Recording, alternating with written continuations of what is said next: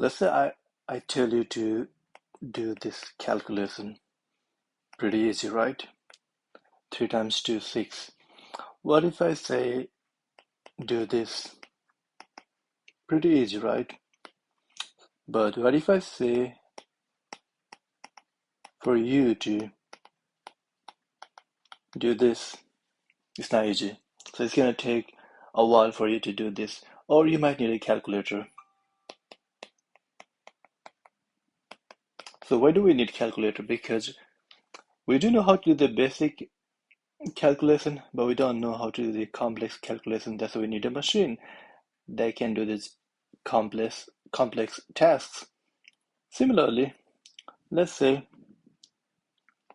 you give me $1 and I give you one candy. If you give me $2, I give you two candies. If you give me $3, I give you three candies. Now, if you give me $4, and if I ask you how much candy will I give you, you're gonna guess it's 4 because you have this previous data, and based on this data, you're gonna predict that the upcoming data is 4. But what if the data is more huge? You can't use this algorithm. At that time, we need something called a linear regression.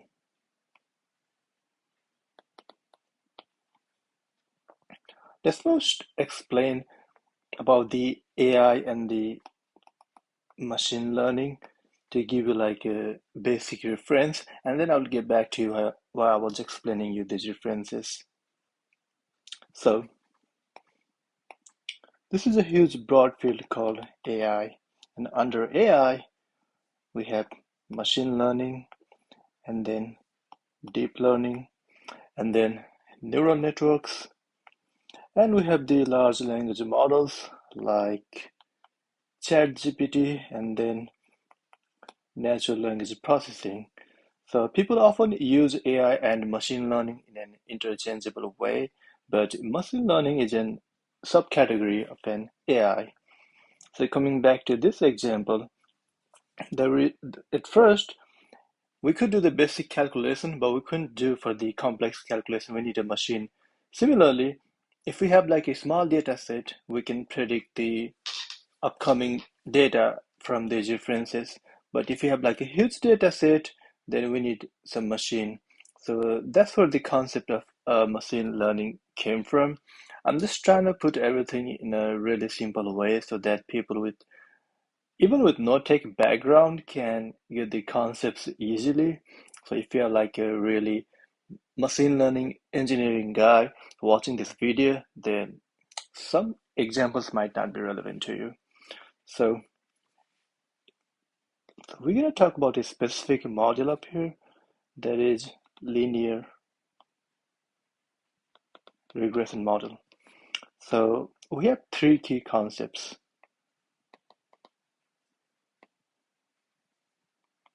Linear regression, we have a cost function, and we have a gradient descent. Let's first talk about the linear regression. So, and the rest of the concepts, it kind of follows with this. So the term linear itself says a straight line, a linear line, a linear curve. Let's take a data set. So in machine learning, data set are the data we are given or the data we feed to the machine. Let's say we have a Nike shoes of $100, Adidas of $150, Puma for 90. Let's say we have Yeezys for $200. Then we want to know the price of Dia Martins, let's say. So we're going to feed this thing to our machine and make a machine learning model out of this data that will help us predict the price for this shoes. So we're gonna plot this in a graph. So let's say we have Nikes. So we're gonna put the price range. So this is our price range. These are our shoes. We have Nike, we have Adidas, we have Puma, and we have Yeezy. And let's say the price range is the difference of $100. We have 300 and we have 400. So Nikes are $100, Adidas 150, Puma 90, Yeezy $200. So here what we're gonna do is we're gonna take a linear fit, a linear straight line, and that will be our machine learning model.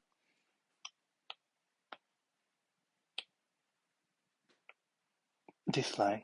The reason we use this linear line is because this line will help us predict the price of the other shoes. Let's say our example case was Dr. Martens. So let's see if we have Dr. Martens, then the point for Dr. Martens is right here. So the price for the Dr. Martens would be around $220. The question now is, why only this straight line? Why not this? Why not this? Why not this? Why this specific line? So, firstly, our linear regression is this line. This is the basic concept of the linear regression. So the equation would be that in mathematics we have y equals to mx times the y-intercept.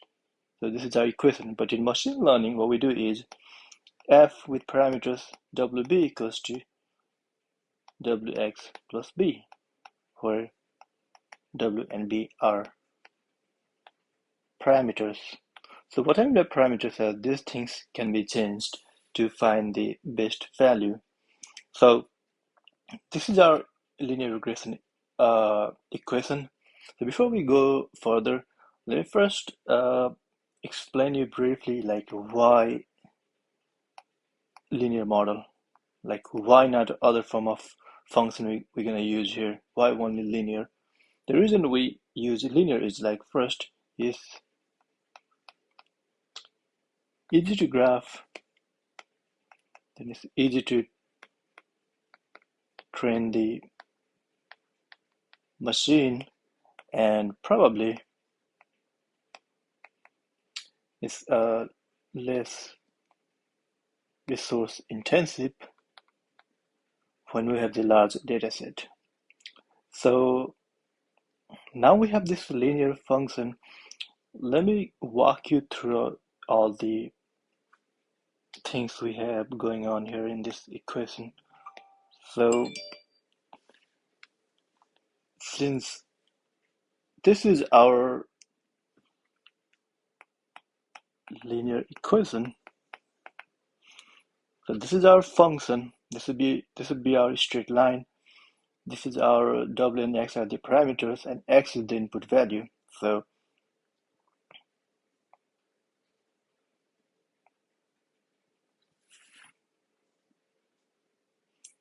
this data, this f w times b is also called y cap, taken with the parameters w to b. But for simplicity, I'll just use f with parameters w times b.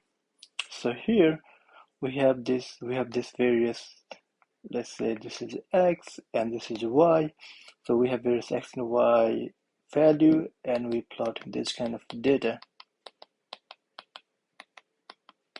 So if you have, let's say we have like a huge training set, and then we're going to take we can take any random w and b values, and we already have the x values from our training set, and we're going to make a linear line. Let's say this is our function. Now the question is, for this linear line, let's say this is our x value, this is our y value. and this is our training set.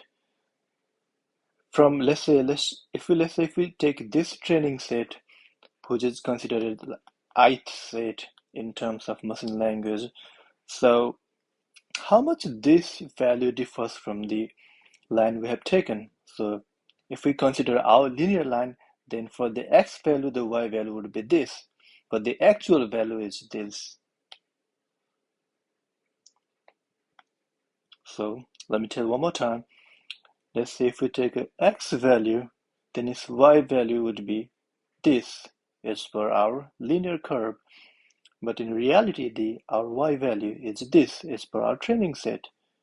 Then you see this difference right here, it's called the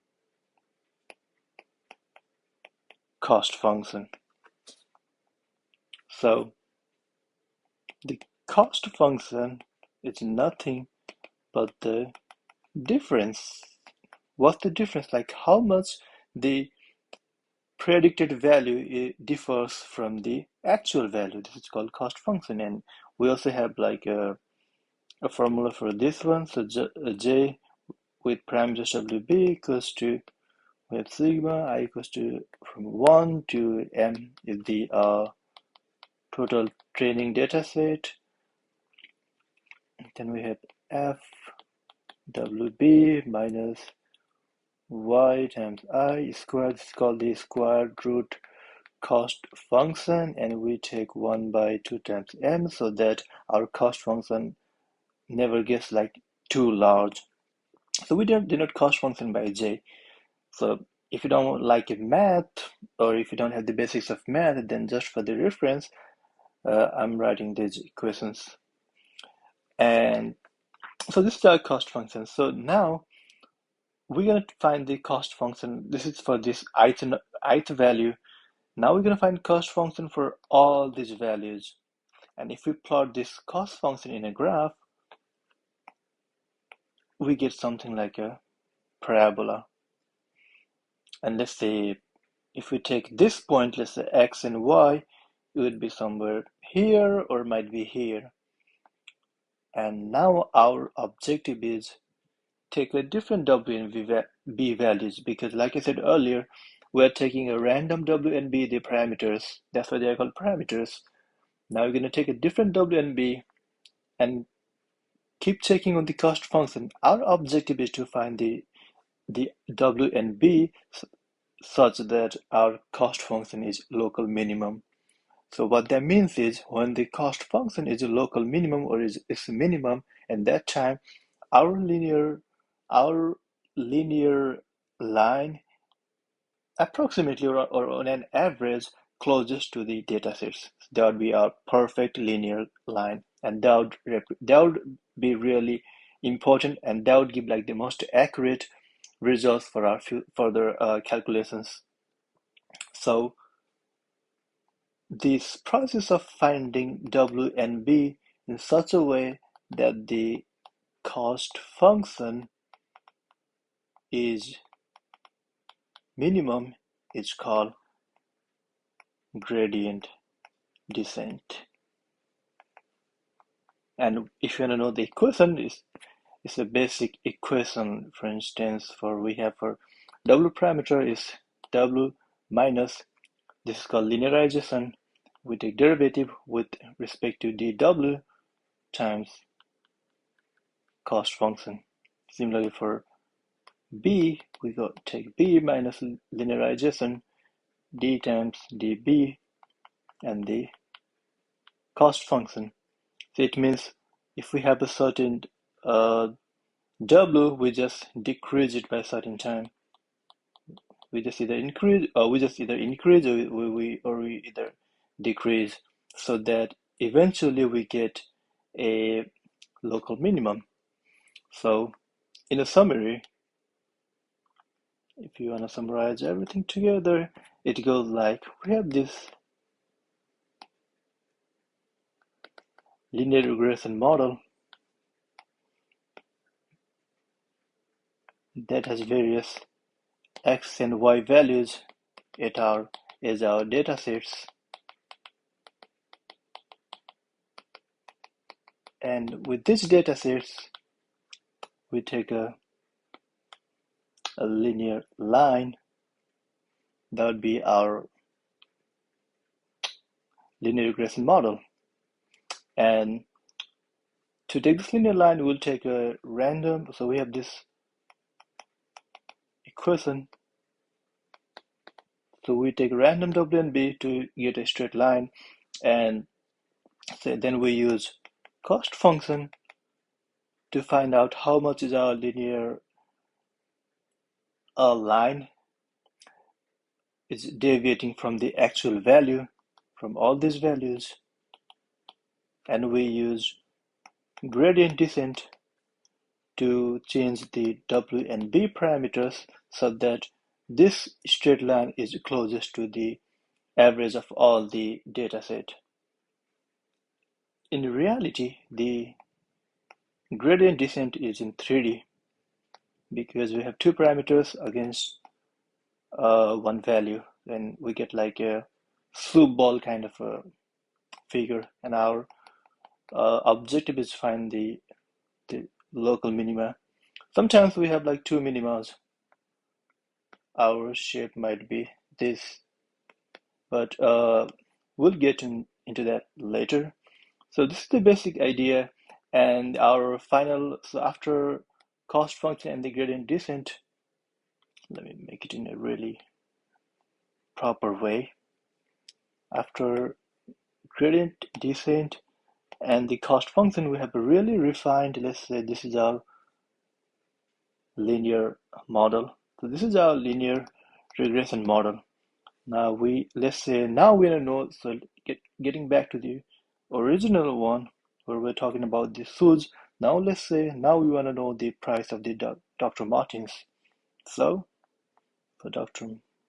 Martens, let's say if it's in graph over here, then this would be our most precise answer or the most precise price. So this is just like a basic idea of getting into of the linear regression model. So we have supervised learning, we have unsupervised learning. So the linear regression model comes under the supervised learning. This was just like a basic introduction. There are too many details in this machine learning. So the more you learn, the more fun it gets. So yeah.